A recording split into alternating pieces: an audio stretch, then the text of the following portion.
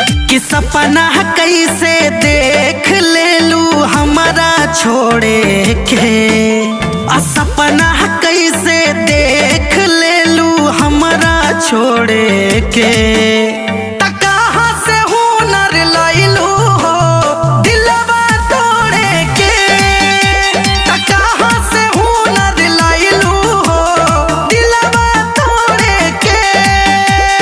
के कहरा से सिखलू सोना मुहवा मोड़े के।